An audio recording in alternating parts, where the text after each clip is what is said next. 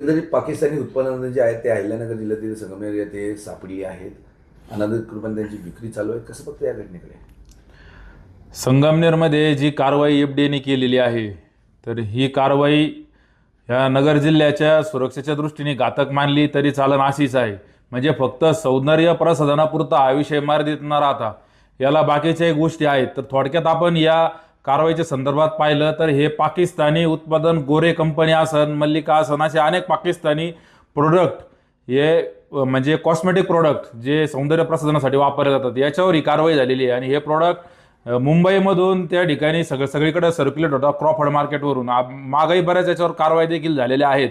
संभाजीनगर असन, मालेगाव असन, त्यानंतर नगरमध्ये या क्रीम येतात आणि याच्यावर नुकतीच जी कारवाई झाली तर याच्या खोलात जाणं त्या ठिकाणी आवश्यक आहे. त्याचं कारण असं आहे की या क्रीम लावल्यानंतर अनेक जणांना त्वचेचे रोग झालेले आहे. अनेक जणांच्या त्या ठिकाणी म्हणजे तपासाअंती असं निष्पन्न झालेले की किडन्या सुद्धा या क्रीमच्या मुळे खराब झालेल्या आहे. लवकर गोरं होण्यासाठी लोक हे क्रीम वापरू राहिले, पण हे मोठं षडयंत्र आहे. याच्या मुळाशी जाणं आवश्यक आहे.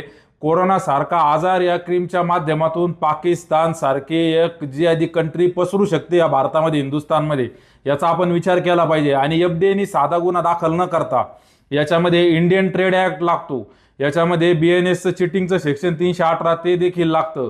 यामध्ये ड्रग अँड कॉस्मेटिक्स म्हणून जो कायदा आहे तो सुद्धा याच्यामध्ये अप्लाय होतो. फक्त फूड अँड ड्रग न करता मोठी कारवाई जेणेकरून जे पकडल्या गेलेलं आहे, जो आरोपी शाहिद का शाहिद, तर त्याच्यावर कडक कारवाई अशी कठोर झाली तर तो पुन्हा या पाकिस्तानी मंडळींशी संपर्कात राहणार नाही किंवा त्यांचे प्रोडक्ट इकडं विकणार नाही. आणि अजून एक याच्यामध्ये मुद्दा असा आहे का मेशो सारखी कंपनी, जे ई कॉमर्सची कंपनी मेशो, ही सुद्धा कंपनी ऑनलाईनमध्ये हे प्रोडक्ट दाखवत होती. मागं गेल्या 2-3 दिवसापूर्वीचाच हा विषय आहे. मेशो कंपनीनी ऑनलाईनमध्ये गोरे, जी पाकिस्तानची कंपनी, गोरे कंपनीचे प्रोडक्ट ऑनलाईन दाखवले, त्यांच्याकडे अवेलेबल आहे. मग फक्त या खालच्या एजंटवर कारवाई करायची का या मेशो सारख्या ई कॉमर्स कंपनीवर पण सरकारने कारवाई करायची? हा देखील अतिशय महत्त्वाचा मुद्दा आहे. गृह विभागाने याच्याकडे अतिशय संवेदनशीलतेने भारताच्या सुरक्षितेच्या दृष्टीने सुद्धा पाहणं आवश्यक आहे. जय महाराष्ट्र. कालच आपल्या संगमनेर शहर पोलीस स्टेशन मधील डिटेक्शन ब्रांचने सीमेपलीकडील गुरी नावाची कंपनीची क्रीम शाहिद शेख नावाच्या व्यक्तीकडे, जर त्याच्या दुकानाचं नाव गोल्डन मार्केट म्हणून आहे, त्याच्या दुकानामध्ये मोठ्या प्रमाणात साठा सापडलेला आहे. ही गोरी कंपनी जी आहे ती पाकिस्तानात निर्माण होते आणि सीमेपलीकडून आपल्या हिंदुस्थानामध्ये आणि संगमनेर सारख्या शहरापर्यंत येते. ही खूप मोठी धक्कादायक आणि गंभीर बाब आहे.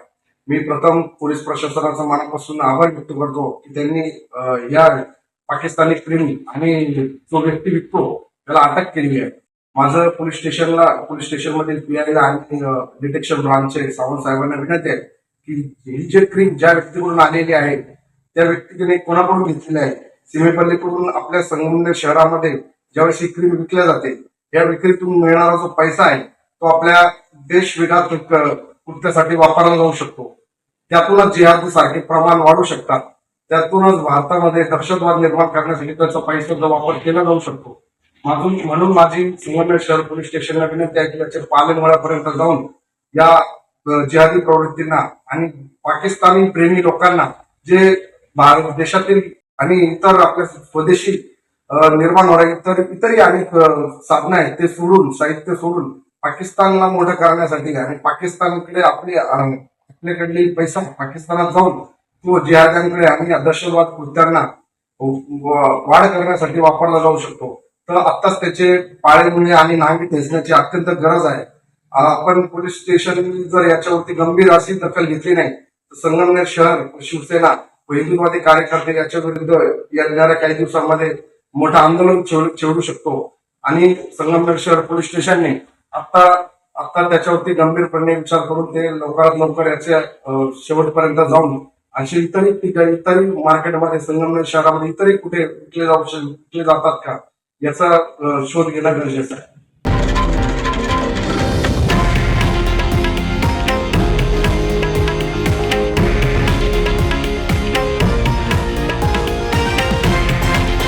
हे आहे देशातील नंबर 1 न्यूज नेटवर्क आणि आपण पाहत आहात TV9 मराठी, एकमेव.